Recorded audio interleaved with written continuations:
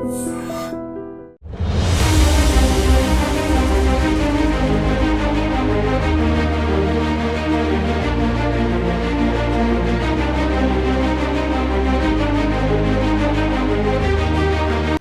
Industries అంటేనే కేవలం నలుగురు చేతిలో ఉంది, 4 ఫ్యామిలీస్ చేతుల్లోనే ఉంది అని పెద్ద ఎత్తున చాలామంది విమర్శకులు అయితే ఇదే చెప్తూ ఉంటారు. అట్లాంటిది అందులో భాగంగానే ఇప్పుడు సినీ పరిశ్రమలో one of the biggest family or rule చేస్తున్నటువంటి ఫ్యామిలీ మోహన్ బాబు ఫ్యామిలీ కూడా అందులో ఒకటి అని చెప్తున్న నేపథ్యంలో నిన్నటి నుంచి కూడా మంచు మోహన్ బాబు ఫ్యామిలీలో ఆస్తులకు సంబంధించి గొడవలు జరుగుతున్నాయి.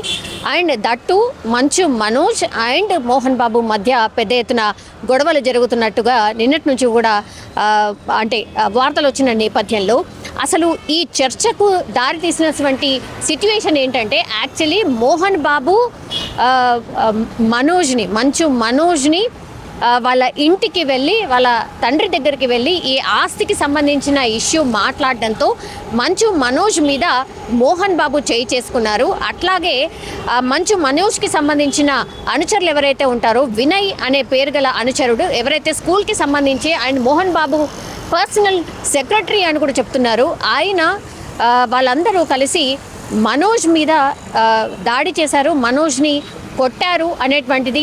అండ్ అదే విషయాన్ని మంచు మనోజ్ 100 డయల్ 100కి కాల్ చేసి ఇలా నా మీద దాడి జరిగింది అని పోలీసులకు 100కి డయల్ చేసి చెప్పారు అనేటువంటిది పెద్ద ఎత్తున నిన్న మీడియాలో పూర్తిగా ఈ వార్త హల్చల్ చేసింది, మనందరికీ తెలిసిందే. అండ్ ఆ తర్వాత మధ్యాహ్నం తర్వాత మంచు మనోజ్ కూడా బంజారా హిల్స్లోని ఒక ప్రైవేట్ హాస్పిటల్కి వెళ్ళడం, ఆయనతో పాటు ఆయన భార్య కూడా ఉండడం అండ్ వాళ్ళిద్దరు కూడా నడవలేని పరిస్థితుల్లో కుంటుకుంటూ అండ్ మెడకి నెక్కి కూడా నెక్ బెల్ట్ వేసుకొని హాస్పిటల్ లోపలికి వెళ్ళినటువంటి మనోజ్ని కూడా స్పష్టంగా మనం చూసాం.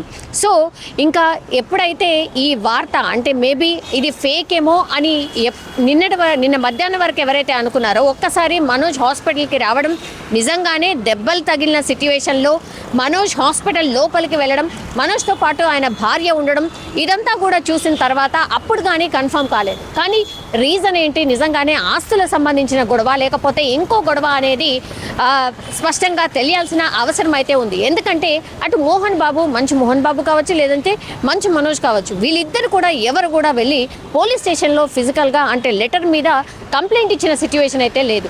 అయితే పోలీసులు కూడా క్రాస్ ఎంక్వైరీ చేసినప్పుడు మరి ఇలా ప్రచారం జరుగుతుంది నిజమేనా అని తెలుసుకోవడానికి వెళ్ళినప్పుడు కూడా అక్కడ ఉన్నటువంటి పోలీస్ స్టేషన్లో ఉన్నటువంటి ఎస్ఐ ఎవరైతే ఉంటారో మహేశ్వరం డీసీపీని ఈ విషయమై కనుక్కోవడానికి ప్రయత్నించినప్పుడు కూడా ఆయన కూడా ఒకటే చెప్పారు, డయల్ 100కి అయితే మాకు కాల్ వచ్చింది, ఇలా కంప్లైంట్ వచ్చింది, మంచు మనోజే చేశారు, బట్ ఇరువురు కూడా పోలీస్ స్టేషన్కి వచ్చి ఇద్దరి మీద ఎవరు కూడా ఫిర్యాదు చేసుకోలేదు అని స్పష్టం చేసినటువంటి సిట్యుయేషన్ అయితే కనిపిస్తోంది. ఇప్పుడు జల్పల్లిలో మంచు మోహన్ బాబుకు సంబంధించిన ఫ్యామిలీ నివాసం ఉంటుంది. అండ్ అదేంటి అని జల్పల్లిలో కూడా లోపలికి ఒక 3-4 కిలోమీటర్ల లోపలికి వెళ్తే కానీ మోహన్ బాబుకి సంబంధించిన ఇంటి లోపలికి వెళ్ళడం పూర్తిగా సెక్యూరిటీ ఉంటుంది. అండ్ కంప్లీట్లీ ఎవరు ఎందుకు వచ్చారు అన్న ఇన్ఫర్మేషన్ తీసుకున్న తర్వాతనే ఎవరినైనా లోపలికి ఎల్లో చేస్తూ ఉంటారు. ఇప్పుడు జల్పల్లి పరిసరాల్లో టోటల్గా ఒక హై టెన్షన్ వాతావరణం కనిపిస్తోంది. ఎందుకంటే అటు మనోజ్కి సంబంధించిన బౌన్సర్లు కావచ్చు, లేదంటే మంచు విష్ణు ఎవరైతే నిన్నటి వరకు దుబాయ్లో ఉన్నారో ఈరోజు మార్నింగే ఆయన దుబాయ్ నుంచి వచ్చారు. సో ఆయన కూడా ఒక 30 మంది బౌన్సర్లని తీసుకొని జల్పల్లిలోని వాళ్ళ నివాసానికి వెళ్ళే ప్రయత్నం జరుగుతోంది. సో ఏం జరగచ్చు ఏంటి అనేది ఒక టెన్షన్ వాతావరణం క్రియేట్ అయింది అనేటువంటిది అయితే ఒక వార్త వినిపిస్తోంది. అండ్ మంచు లక్ష్మి కూడా ఇప్పుడు ముంబై నుంచి జల్పల్లికి రాబోతున్నారు అని పెద్ద ఎత్తున ప్రచారం జరుగుతోంది. ఒక రకంగా ఫ్యామిలీలో ఈ ఆస్తుల గొడవ లేకపోతే ఇంకా గొడవ తెలియదు, కానీ పూర్తిగా ఒక రక్షణ అయితే క్రియేట్ అయిన సిట్యుయేషన్ అయితే కనిపిస్తోంది.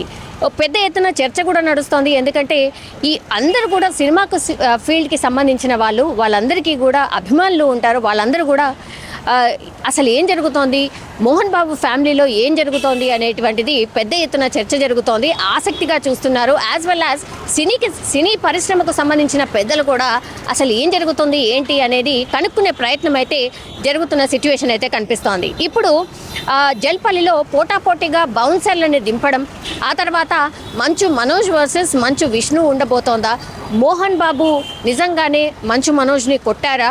సో ఇట్లాంటివన్నీ కూడా క్వశ్చన్స్ రైజ్ అవుతున్న పరిస్థితి అయితే కనిపిస్తోంది. ఇప్పుడు మనోజ్ ఒంటిపై అనుమానాస్పదంగా గాయాలైతే డెఫినెట్లీ ఉన్నాయని ఇప్పుడు మెడికల్ రిపోర్ట్ ద్వారా కూడా, అంటే నిన్న ఎప్పుడైతే మనోజ్ హాస్పిటల్కి వెళ్ళి ట్రీట్మెంట్ తీసుకున్నారో అప్పుడు అన్నీ కూడా ఆయన వైద్య పరీక్షలు అన్నీ చేసినటువంటి డాక్టర్స్ అయితే కొన్ని అనుమానాస్పదంగా గాయాలున్నట్టయితే పూర్తిగా నిర్ధారణకు వచ్చారు. అందులో భాగంగానే నిన్న రాత్రి అంటే మనోజ్ 7 గంటల సమయంలో హాస్పిటల్ నుంచి డిశ్చార్జ్ అయిపోయిన తర్వాత పూర్తిగా 24 అవర్స్ అబ్జర్వేషన్లో ఉండాల్సిందే.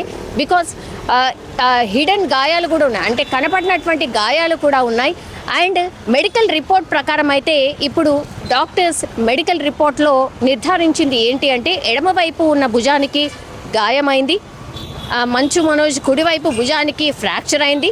జలపల్లి ఫామ్ హౌస్లో గుర్తు తెలియని వ్యక్తులు మంచు మనోజ్పై దాడి చేసినట్టుగా మెడికల్ రిపోర్ట్లో ఇప్పుడు వైద్యులు ధృవీకరించిన పరిస్థితి అయితే కనిపిస్తోంది. యాజ్ వెల్ యాజ్ ఇవే కాకుండా వెన్నుముక్కపై దాడి జరిగింది, సిటీ స్కాన్ అండ్ అల్ట్రాసౌండ్ పరీక్షలు చేసినటువంటి పరిస్థితి.